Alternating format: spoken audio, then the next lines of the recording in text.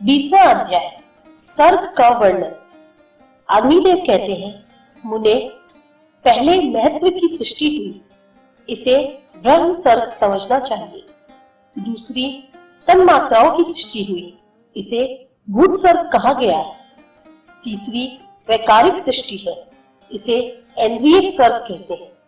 इस प्रकार यह बुद्धिपूर्वक प्रकट हुआ प्राकृत सर्ग 3 प्रकार का है।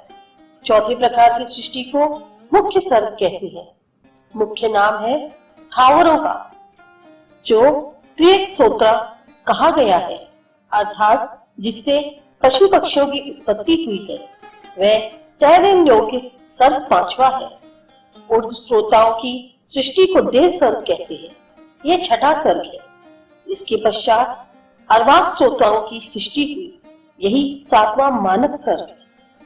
8वां अनुग्रह सर्ग है, जो सात्विक और तामस भी है।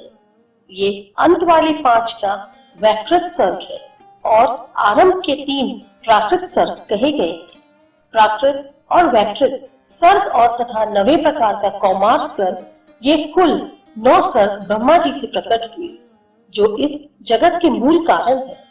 ख्याति आदि दक्ष कन्याओं से भृगु आदि महर्षियों ने ब्याह किया।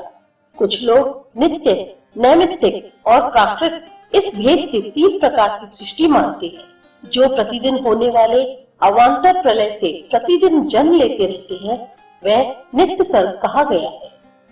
भृगु से उनकी पत्नी ख्याति ने धाता विधाता नामक 2 देवताओं को जन्म दिया तथा लक्ष्मी नाम की कन्या भी उत्पन्न की, जो भगवान विष्णु की पत्नी हुई। इंद्र ने अपने अभ्युदय के लिए इन्हीं का स्तवन किया था। धाता और विधाता के क्रमशः प्राण और मृकंड नामक 2 पुत्र हुए। मृकंड से मार्कंडेय का जन्म हुआ, उनसे वेदशिरा उत्पन्न हुई।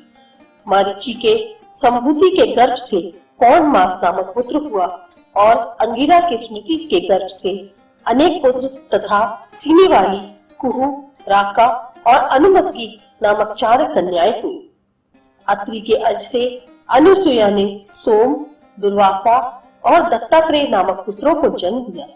इनमें दत्तात्रेय महान योगी थे। पुलत्स्य मुनि की पत्नी प्रीति के गर्भ से दत्तोली नामक पुत्र उत्पन्न हुआ। पुलाह ने क्षमा के गर्भ से सहिष्णु एवं सर्वपाधिक का जन्म हुआ। कृतु के सन्निधि से बालखिल्य नामक 60,000 पुत्र उत्पन्न हुए, जो अंगूठों के पौरुओं के बराबर और महान तेजस्वी थे। वशिष्ठ से ऊर्जा के गर्भ से राजा, राहत, ऊर्ध्वबाहु, सवन, अनग, शुक्र और सुत्पा नामक ये 7 ऋषि प्रकट हुए। स्वाहा एवं अग्नि से पावक, पवमान और शुचि नामक पुत्र हुए। इसी प्रकार अज से अग्निश्वात, बृहऋषि, अग्निग्र एवं सग्नि पितर हुए। पितरों से स्वधा के गर्भ से मेना और वैधारिणी नामक 2 कन्याएं हुई। अधर्म की पत्नी हिंसा हुई। उन दोनों से अमृत नामक पुत्र और निकृति नाम वाली कन्या की उत्पत्ति हुई। इनसे भय तथा नरक का जन्म हुआ। क्रमशः माया और वेदना इनकी पत्नियां हुई। इनमें से माया ने समस्त प्राणियों के प्राण लेने वाले मृत्यु को जन्म दिया और वेदना ने नरक के संयोग से दुख नामक पुत्र को उत्पन्न किया। इसके पश्चात मृत्यु से व्याधि, जरा, शोक, तृष्णा और क्रोध की उत्पत्ति हुई। ब्रह्मा जी से एक रोता हुआ पुत्र हुआ, जो रुदन करने के कारण रुद्र नाम से प्रसिद्ध हुआ तथा हे द्विज, उन पितामह ने उसे भव, शर्व, ईशान, पशुपति, भीम, उग्र और महादेव आदि नामों से पुकारा। रुद्र की पत्नी सती ने अपने पिता दक्ष पर कोप करने के कारण देह त्याग किया और हिमवान की कन्या रूप में प्रकट होकर पुनः वे शंकर जी की ही धर्म पत्नी हुई। किसी समय नारद जी ने ऋषियों के प्रति विष्णु आदि देवताओं की पूजा का विधान बतलाया था।